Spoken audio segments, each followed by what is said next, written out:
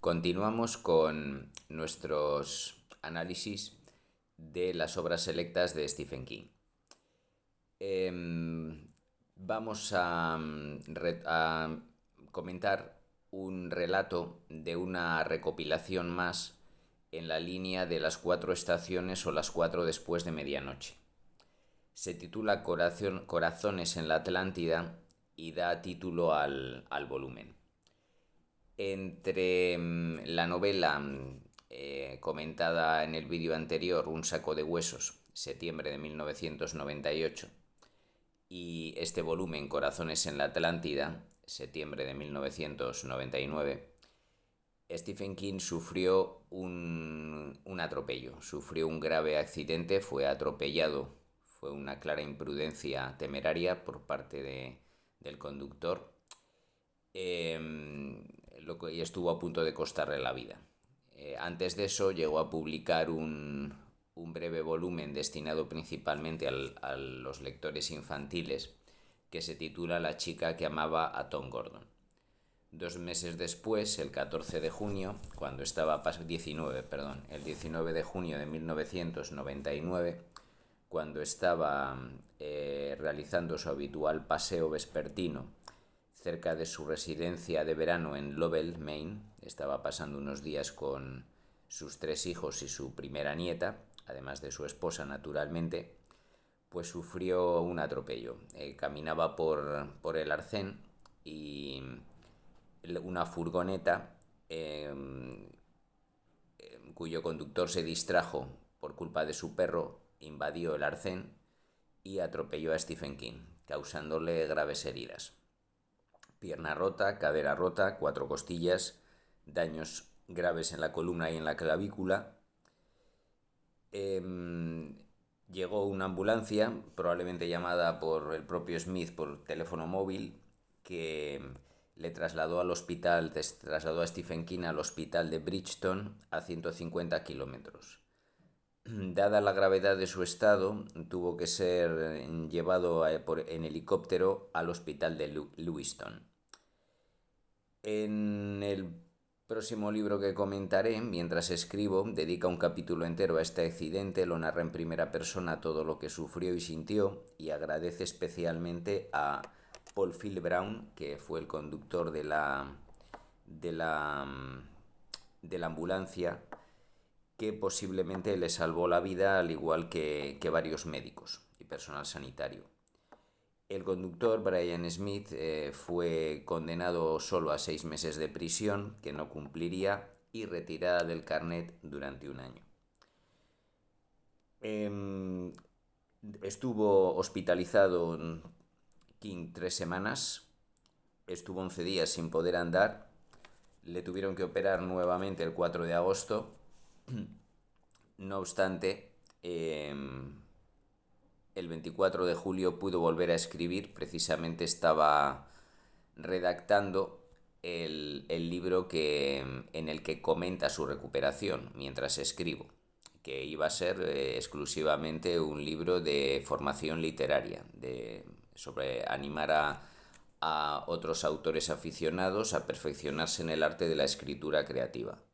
Pero debido a este trágico suceso, pues dedico un capítulo entero a lo frágil que es la vida, las imprudencias de conductores como Brian Smith y su propio afán de superación.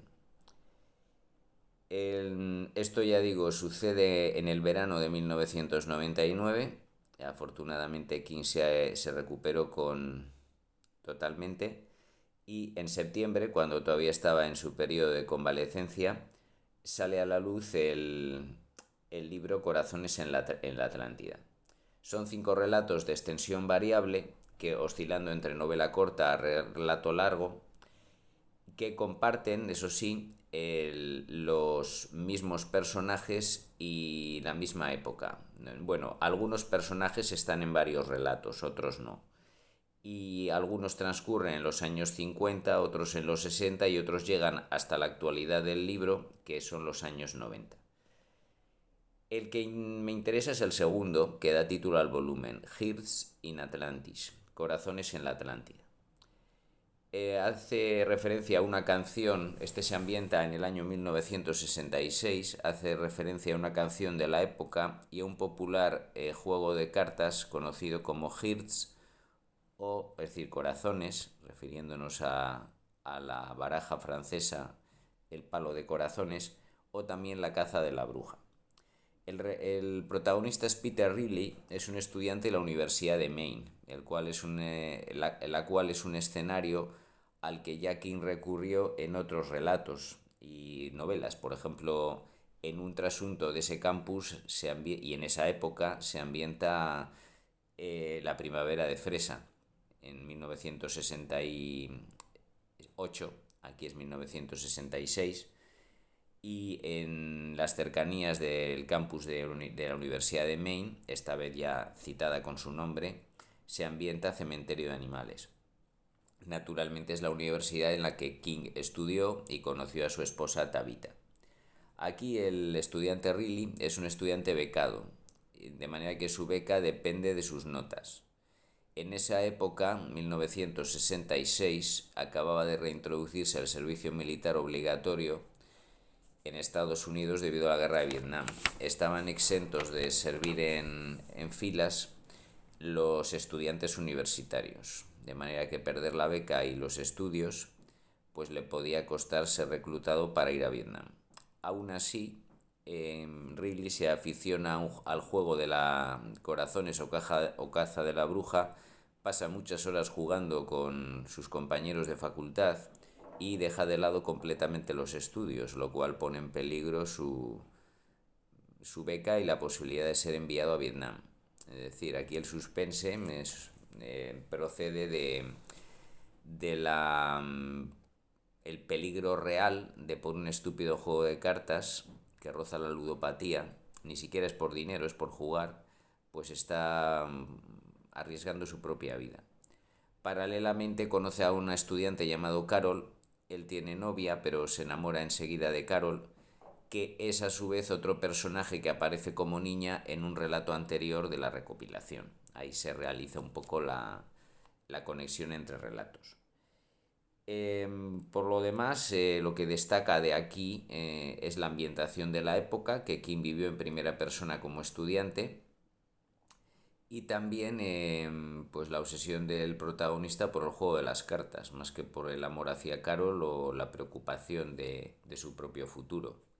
Dejaré en el aire si consigue dejar las cartas o no, para quien quiera leerlo.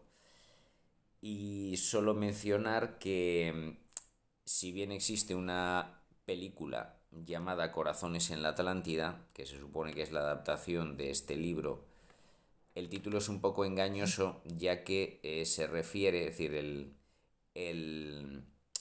la adaptación únicamente se realiza con el segundo relato, perdón, con el primero y el quinto relatos de los 5 que consta la obra.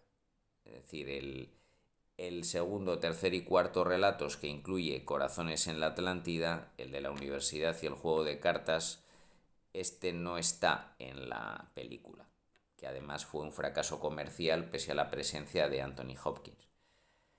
Por lo tanto, no me entretendré más con esta historia de Corazones en la Atlántida y como ya he adelantado más o menos con la historia del accidente que precisamente King sufrió cuando estaba escribiendo, valga la redundancia, mientras escribo, pues este será el próximo libro que comentaré sobre nuestro autor. Muchas gracias por escucharme y hasta pronto.